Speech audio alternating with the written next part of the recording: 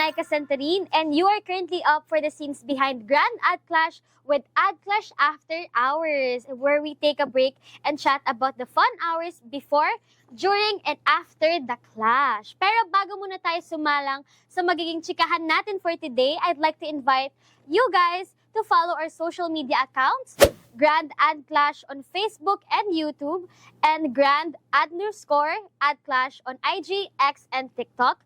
And of course, our newest domain ng aming website. Visit us at grandadclash.com para naman updated kayong lahat sa mga exciting na kaganapan for the 33rd Grand Ad Clash. Pero, ayan, as you guys have heard, ayan, puro tayo Grand Ad Clash for today. So, sa mga ating audience na hindi pa aware kung ano yung Grand Ad Clash, kung di nyo pa siya naririnig or hindi pa kayo nakakapanood, ang Grand Ad Clash po ay isang IMC campaign competition where senior graduating at-peer students of PUP will showcase their talents and the knowledge that they have gathered for the last 4 years to create a compelling and innovative campaign. And of course, in-organize din ito guys ng mga juniors natin sa AdPR community. And ngayon pa lang, I have the feeling na this year's Grand Ad Clash is going to be grand talaga. And mas magiging grand pa nga ito guys with our first Grand Ad Clash After Hours episode entitled Sophomores and Juniors and Their Grand Expectations. And of course, di mawawala ang mga in-invite natin na dear juniors as well as the sophomores na magiging guest natin for today. And soon to step on the arena para mapakinggan ang kanilang thoughts and expectations sa paparating na Grand Ad Clash event. Joining us for today are Shan Salinas from BAPR 32B and Ira Kalinaya from BAPR 21B. Hello guys! Ayan, welcome Hi! sa Ad Clash After Hours. Hello. Kamusta naman kayo for today?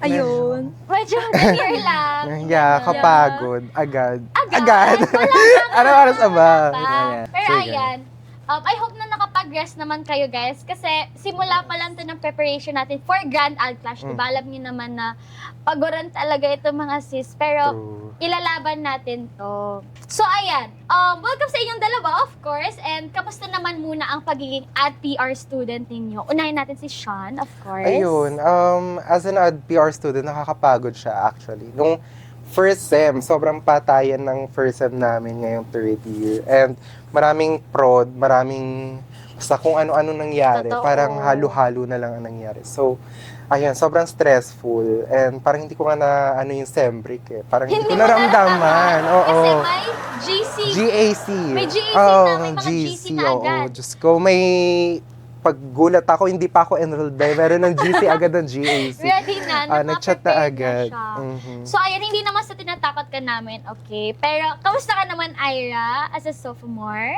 Sa akin, feel ko yung pagiging AdPR ngayon, para siyang roller coaster ride. Kasi, hindi ko siya ina-expect yung mga softwares and such. Kasi, last year naman, puro kami, production din. Mm-mm. Tapos, parang ngayon lang kami na sa software. So, ayun, feel ko para siyang roller coaster ride. Oh, okay. So, ayan. Ganun din nga feel namin nung Yeah. second year kami. Pero namimiss namin yun kasi grabe, parang nabomba kami ngayong third year. Parang Yeah. hindi namin in-expect kasi parang nung second year, chill-chill lang kami. Grabe, ang dali lang pala Parang being ano third siya, year student. EDSA carousel ride. Totoo.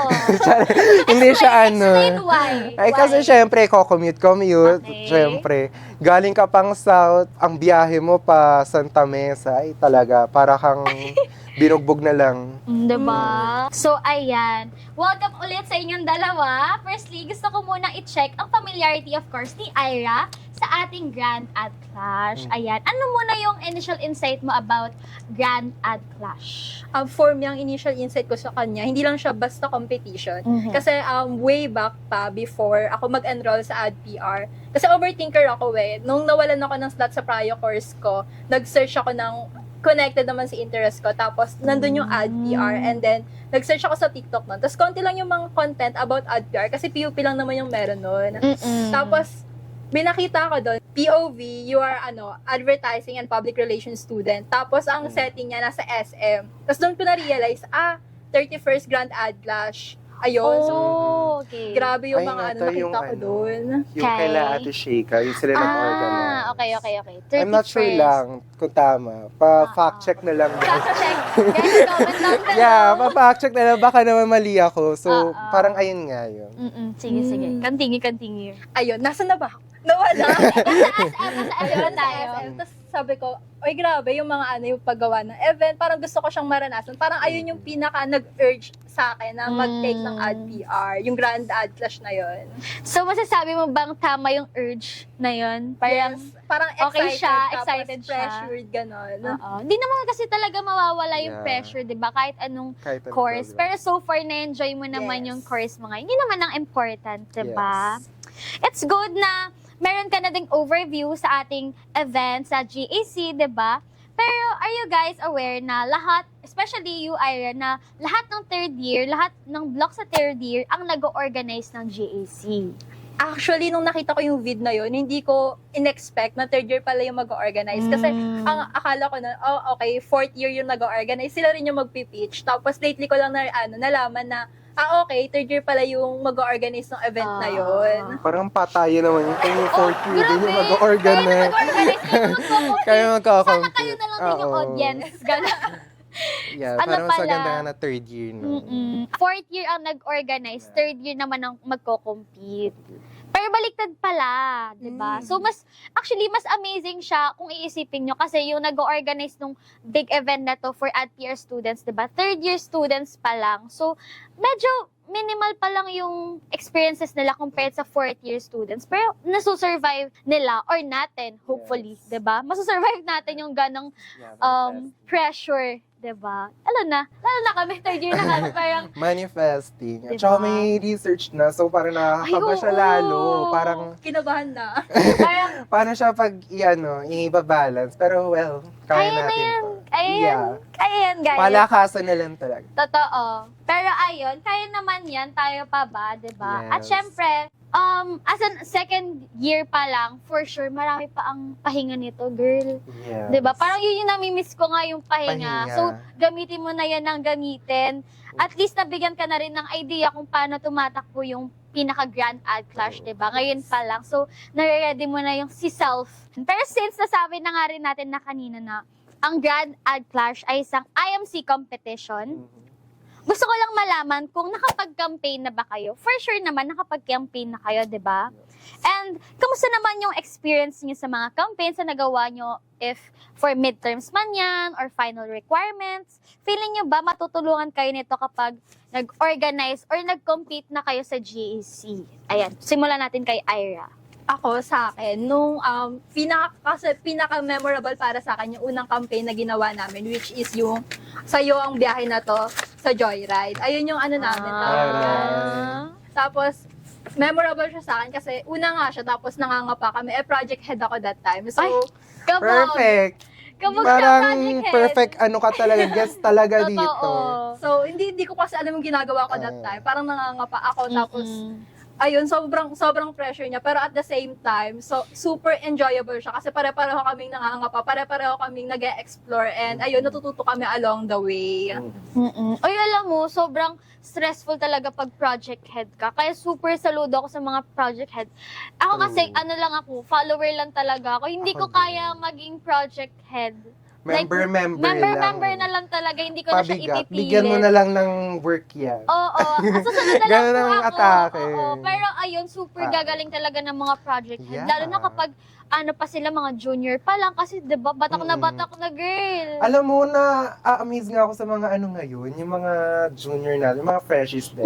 Parang ang gaganda ng mga outputs nila. Nakikita ko sa totoo. social media. So, Yes, yung freshman ngayon, yung mga sa mga block nila. oo, ang gagaling. Diba? So, wow, sana may passion din akong katulad. Sana ng- all. Diba?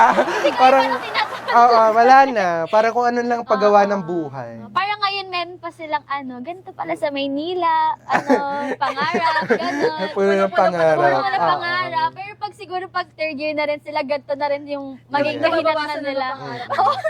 Parang Ang- sige na nga, kung ano na lang, gano'n. Ang puhunan na lang ngayon ay OOTD na. Totoo. Minsan nga wala pa Dahil eh. minsan na lang tayo pumasok. True. Diba? Kaya, make the most out of it. Yes. I-OOTD mo na yan, sis. OTD na lang. Diba? So, ayan. Tapos na tayo kay Ira. Ayan. Thank you so much. Yes. And magmo-move on na tayo. Move on. Sa all. Ayan. Kay Sean. So, ayan. Sa'yo naman, ano naman yung favorite campaign mo so far? Sa akin yung yung ginawa namin nung first year, yung Bananas and Peaches. Yung seminar. Yes, seminar. Ayan. Nakalimutan ko na kung anong subject yun. Sorry ha. Pero naalala ko yung prof namin yun, si Sir Nix. Ayan. So, shout out Sir Nix. Ayan, sa mga nag-livestream hindi ko na nga ng alam kung seminar. tama ba ako sa Sir Nix. Tama naman. Ayun, pero ayun, Bananas and Peaches. Mm-mm. Kung maano nyo, check nyo na lang sa Facebook. Buhay pa naman yung Facebook page niya. Parang siya, seminar siya. Tapos ang saya niya kasi from senior high school kasi, pure online class kami. So pagdating ng college, parang dun nagkaroon ng mga on-site, ganyan, nauso ni mga on-site. And then yung time na parang gulong-gulo pa ako, wow, eto ba yung course dapat pasukin ko? Parang ganun yung Gets drama naman. ng buhay ng gay. So, nung nagkaroon ng Bananas and Peaches, parang ang saya niya kasi nagkaroon kami ng on-site na on-ground activation. Ang saya niya, super saya niya, kahit nakakapagod siya, masaya siya kasi parang dun mo yung, wow, parang ganito pala yung pinapasok ko. So, parang malalaman mo success. Tsare! Sumakses ka. Oo. Parang dun mo parang ang ganda pala nung course or yung program na Ganito pala pinapasok. sa Oo. Oo. Masaya siya actually. Parang eye-awakening moment siya talaga for Mhm. all of us. True. Pero ano bang mo nun? Anong committee mo nun? Ang committee ko nun ay documentation committee. So Pero, talagang mhm. hands-on ka talaga. Lahat naman kami nag-on-ground doon, as in buong klase. Mm. Pero more ang documentation kasi namin, parang more, yung parang sa mga paperworks. More Okay, on paperworks ang ginawa namin doon. Okay. So, yun, masaya pa rin naman, kahit stressful. Ayun yung mga ayaw ko yung mga paperworks na yun. Ay, ayaw mo na, mas Oo. gusto mo yung hands-on ka sa Yeah, mga on ground, mga happenings ganyan, on ground. Oo. Actually, same. Kasi, hindi mo na mapapansin yung pagod mo minsan kapag ikaw yung mismong kumikilos. Mapapansin mo lang siya pag Pagtapos uwi mo na. na. Pag uwi mo na, oh my God, gusto ko nang matulog, ganon. Pero kasi pag nagdo-document kayo yung mga typings, mga Mhm. paperworks, parang format pa lang yung Drain. nilalagay mo, Oo. parang inaantok na ako. Tsaka prone siya sa yung doom scrolling. Ay, oo! Pag ganun, Diyos ko, dahil mag-scroll na lang ako ng TikTok. Oh, Talaga. diba? Kaya ng Sasabihin, attention span ko. saglit lang. Hindi, pero totoo yun, sobrang kaya minsan nag-install ako ng TikTok. Kasi pag ang daming JO, parang nadidistract ka talaga. nakaka-distract siya. Kaya minsan mas gusto ko talaga yung pumupunta ako kung saan-saan. At least, doon, parang hindi ko na naalala yung phone ko. So again, dahil nga may experience na tayo sa mga ganong campaigns, diba? Yung naging transition niya from midterm requirements to final requirements to GAC is parang naging smoother na siya, diba? Parang mas aware na tayo sa magiging galawan per committee, mas alam mo na yung sasalihan mo. Kasi dati ako nangangapa pa ako kung gusto ko, graphics ba or production, di ba? At least ngayon, alam na natin kung ano yung forte natin, yung mas best tayo, or kung saan mo pa mas gusto mag-exceed pa, ganon. So, both work naman ay parang, paano ba ito masasabi? Both requirements naman is parang experience din for all of us. Kasi, ito talaga yung parang training ground natin eh. Diba? As tier students, ito talaga yung kailangan nating pagdaanan. So, walang tama at mali, diba? Kasi pagdadaanan talaga natin lahat yan. So, ayan, dahil siya nag-share na sa ng kanyang committee, ikaw naman, Ira, ano yung committee mo nung nag-campaign kayo? Kung meron man. Either for midterms or final requirements? Actually, ang naaalala ko lang talaga, more on partnership ako and ayun, sa mga sponsorship. Ayan, email. Yes. Parang isang beses na ata ako nag-event. Oh, really? Pero alin mas na-enjoy mo? Yung events or yung sponsorship? Parehas, kaya nalilito ako. Totoo, di ba? Yeah. Pero kasi, depende rin yan eh. Siguro kapag kung ano yung na-handle mong work ngayon. Kasi pag sobrang dami nating requirements, parang, tas mag-e-events ka pa, ganon. So, depende rin talaga yan sa time management, tapos sa loads ng mga professors, ayan. So, paswertihan na lang talaga kung sino ang prof mo. Pero, ayan, kakayanin natin lahat yan, di ba? So, next year, ayan, dahil second year ka na, so next year, kayo naman yung mag-organize Kabado. ng JC. Yes, are you ready for this new experience? Yes. Yes! So, ano naman yung committee na inaay mo for next year? Inaay ko yung media partnership or yung promotion. Promotion. Mas parang gusto niya nag-i-email talaga. Oo, no? gusto niya yung mga Mga hi, dearest partner. namin, sir. So, ayun, more on ano ka talaga, Yeah. paperwork. Yes. Pero gusto ko rin mag-event. Depende. Depende talaga. Depende sa mood ko that. Ay, hala! Puti siya. Paano Depende yun? sa panahon. Oo, depende sa Depende. mood. Kapag umuulan. So, ganyan. aabangan natin next year Yes. kung saang committee ka mapupunta. Okay? Aabangan natin yan. Kasi kami naman next year ang magko-compete. Ko-compete. So, ayan, that's good to hear naman. At least meron ka ng inaay mo na committee, di ba, for next year. So, again, sa mga committee na yun, di ba, at least meron ka ng inaay and ready ka na talaga. Or kahit hindi man, at least you have your past experiences na with other committees. So, ikaw naman, Sean, balik tayo ulit kay Sean. Ayan. Sa committee mo ngayon, sa GAC, as an organizer, as a third-year student, diba? Ano naman yung mga, sa tingin mo, na unexpected happenings na maaari kang ma-expose during sa campaign or during sa process natin? So, ngayon kasi nasa programs committee ako ng GAC. Mm-mm. And hindi naman ako bago kasi sa programs committee. Parang nagkaroon ako ng mga experiences before sa mga volunteer, sa mga events dyan sa PUP. Mm-mm. And yung Queer Dam, PUP Queer Dam example. Oh. Yan. Nag-programs ako doon before. And yung mga naka-work ko din, ka-work ko rin siya ngayon sa GAC, si Daniel at saka si Lan. So parang hindi na ako bago sa mga kung paano sila mag-lead and paano sila mag-work. Parang Kaya, gamay mo na oo. sila, katrabaho. Kaya hindi, parang so far, wala pa rin naman ako mga unexpected na experiences sa dito ngayon sa GAC. Pero sana, wala naman talagang Oo. lumabas. Kasi Totoo. parang ang hirap ng biglang may changes, tapos parang hirap solusyonan. So, Hirap mag-adjust, diba? yes. So, ayun. So far, wala pa naman. Kasi, I'm thankful pa rin naman sa mga ka-work ko ngayon. Mm-mm. Parang gamay-gamay na namin yung isa't isa. Mm-mm. Di lang sa programs, like, parang overall Like, sa mga ibang committee Committee rin. din. May mga kilala ka na rin, ganyan. So, Mm-mm. mas madali. Mas okay na yung environment mo ngayon, di ba? So, ayun, sabi nga nila, di ba, expect the unexpected, Yes. pero sana wala talaga. Yes, sana mas wala. smooth yung daloy ng program and all, Mm. di ba? Tsaka lang talaga, tiwala lang sa mga makakasama mo. Oo, tiwala na lang talaga. Pero ayun nga, sa mga experiences naman, sa mga experiences natin, so far, ano naman sa tingin mo yung makakatulong sa'yo kapag nag-compete ka na for GAC? So, probably yung magagamit mo next year na mga, siguro tips or tricks kung meron man. Pero ikaw, bahala ka kung experience man yan, ganon. Oh, okay. So, feel ko, ang makakatulong sa akin is kung paano kang mag-work. Sobrang cliche niya, parang paano ka mag-work under pressure. Kasi may tama. mga talaga, may mga tao kasing kapag nape-pressure sila, parang naaligaga. Nagka-crash out. Oo, nawawala sa sarili. Hindi alam yung mga pinagagawa. Which is, aminado ako before. Parang ako yan. Aminado ako before, ganun talaga ako. Like, parang kapag nagpanic, ay Diyos ko, dahil hindi ko na alam yung mga pinagpapasa ko, parang pinasa ko na lang siya kasi gusto ko ipasa na lang.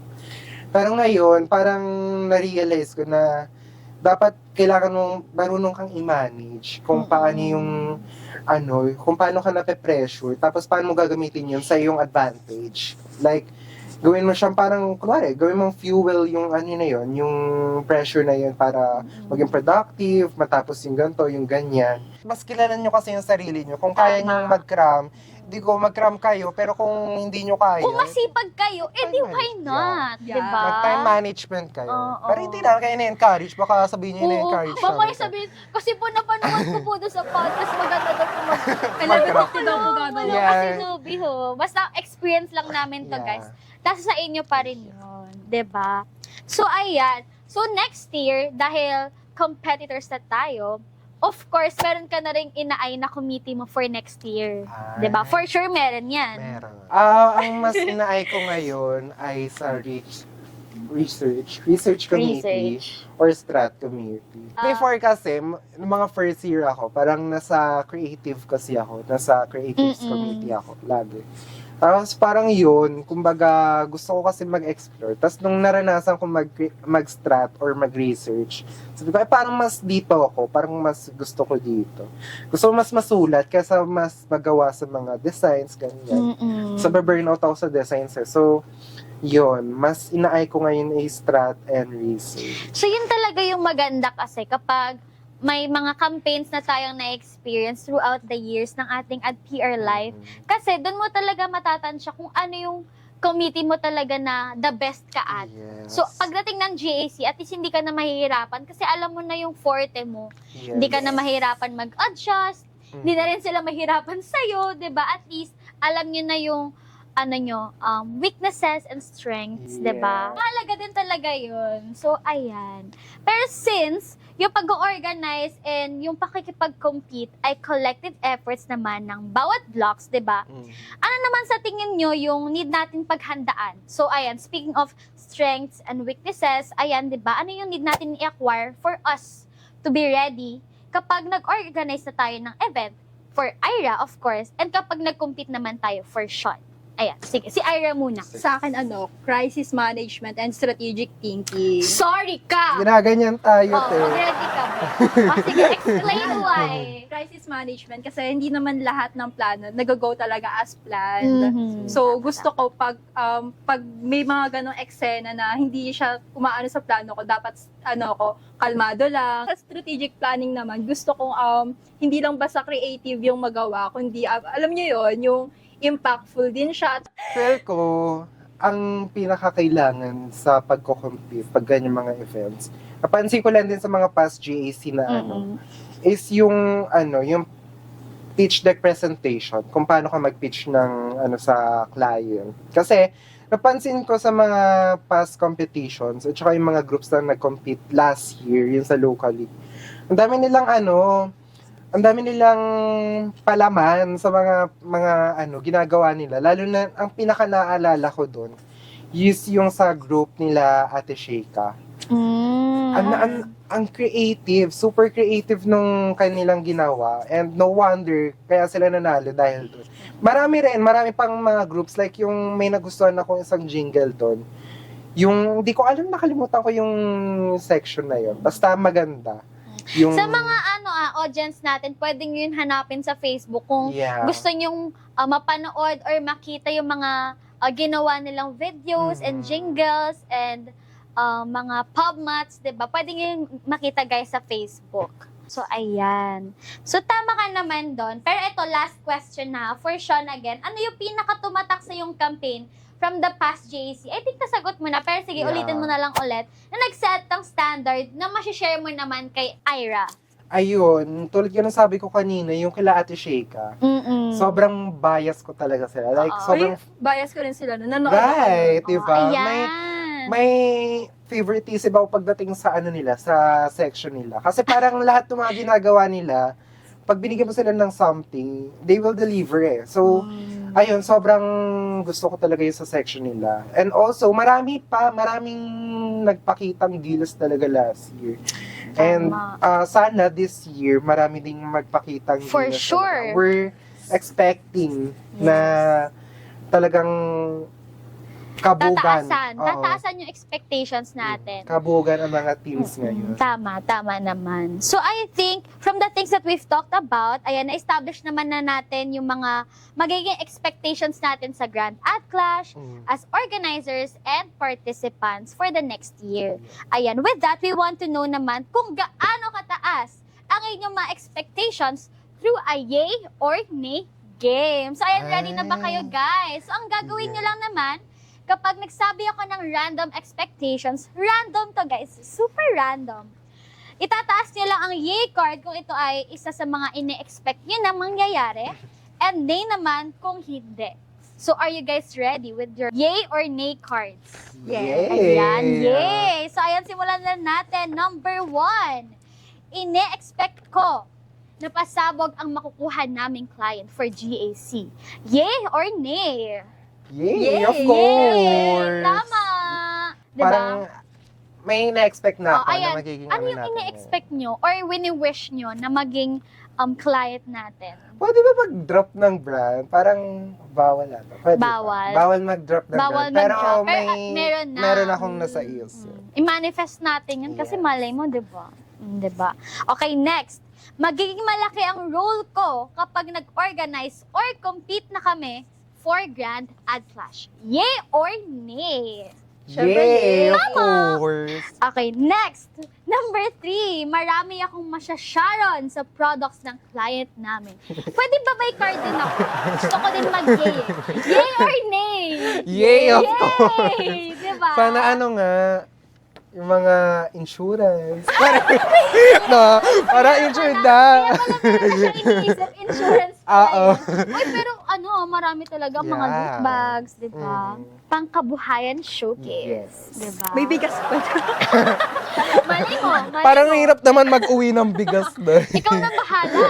Bigas din yun, girl. Speaking of budget, ayan. Next naman, hindi na makakaipon. Yay or nay? Oh, sige, sagutin niyo yan, guys. Sagutin niyo yan. Yay. Hindi na talaga. Di ba? Yay na talaga. Ayan. Okay, next. Ito maganda. Ine-expect ko na magiging champion kami sa GAC. Yay or nay? Yay! Lalo na kami. Yay talaga. Kahit wala akong card. Malalaman. Ay, paka. Baka 2D best block to. Hoy! Sere. 1T, mag-ingay. Ano? Walang laban ng 1N. Wala sila dito. Inaaway kayo, pe. Comment down below. Ayan. Ito last na. Ito maganda. Mahanap ko ang true love during GAC preparation. Yay or nay? Paano pag nahanap? Sere! Ayun. MLO. Sige, pero teka, bakit nay? Ba't ayaw niya? Ayoko, gusto ko sa gusto ko mag-explore. Explore. Gusto mo rin ang kalaban? Yeah. Ay, ayaw mo ng isko? Ayaw niya ng is. Ayaw mo ng isko? Depende. Laban lang, Love it. laban lang. So, ayan, yun na yung ating yay or nay game. Thank you so much, guys, for sharing your expectations with us. Ayan, palakpakan nyo naman yung mga sarili nyo, di ba? Yay na yay kayo dyan, guys. So, ngayon pa lang talaga, na-excite na ako for the next year, even this year, kasi syempre, magkakasama na tayong tatlo. Ayan, kasi manonood ka din, for sure, di ba? As an audience ka Mag-organize. muna. Ay, This year. As an yeah. audience ka muna, di ba? Spectator ka muna for this year. Next year, magkakasama na talaga tayo as an organizer and competitors. Competitors. Di ba? Kaya mamaya mag-bestie na tayo. Bessie! Ano na? Di ba? So, ayan. Si Aya kasi, yun nga, organizer siya, tapos tayo competitors. So, ayan. Or participants rather. Yeah. Participants. Mas magandang term yung participants. Tama Ayan. naman. So, I hope na everything works out for us para naman masaya ang lahat during Grand Ad Clash After Hours. Alam mo yan, di ba? After yan, pa-party din naman tayo lahat sabay-sabay, True. di ba? So, I think it's time for us to wrap up this episode. Ayan, thank you so much, guys, for coming sa ating episode 1. Grabe, listening to our guests made me realize na we are really in for a treat, di ba? This year or next year or sa susunod na year man, basta Grand Ad Clash, pasabog talaga yan. Habang nagkikwento sila ng experiences nila, I can see the passion and drive for this year's Grand Ad Clash and the future ones.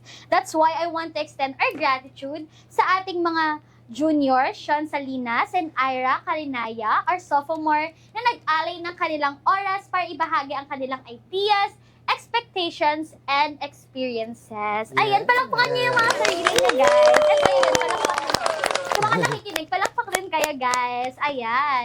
And of course, I wish you guys success sa pag-organize, ayan, and syempre sa pag-compete sa GAC next year.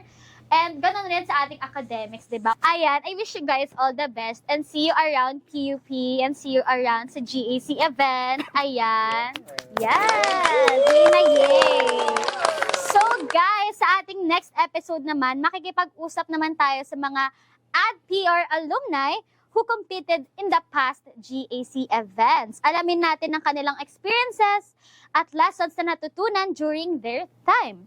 Kaya don't miss out on our exciting conversations by following our social media accounts, Grand Ad Clash on Facebook and YouTube, Grand_Ad Clash on IG, X, and TikTok, at syempre ang aming bagong-bagong website, ayan, grandadclash.com. Again, I am Junai Casantarin and this is Ad Clash After Hours.